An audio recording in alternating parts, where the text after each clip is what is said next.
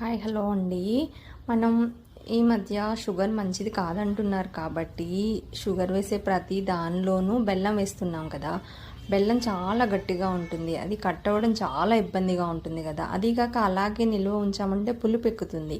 అదే కన్నా ఇలా స్టవ్ మీద ఒక ప్లేట్ పెట్టి ఆ ప్లేట్ మీద ఇంకో ప్లేట్ పెట్టి స్టవ్ వెలిగించి 2 మినిట్స్ వదిలేయండి. కొంచెం లైట్గా వేడవుతుంది. తర్వాత ఆ ప్లేట్ మీదే చక్కగా కట్ చేయండి స్లోగా.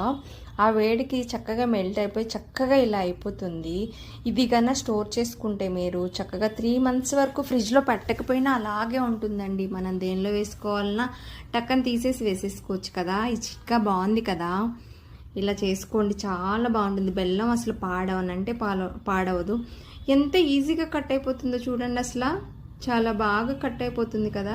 తెచ్చినప్పుడు చాలా గట్టిగా ఉంది. ఒక్క 2 మినిట్సే పెట్టి వదిలేసాను. హాఫ్ మీరు కట్ అయిన తర్వాత స్టవ్ ఆపేయండి. ఇంకా ఆ వేడికి సరిపోతుంది.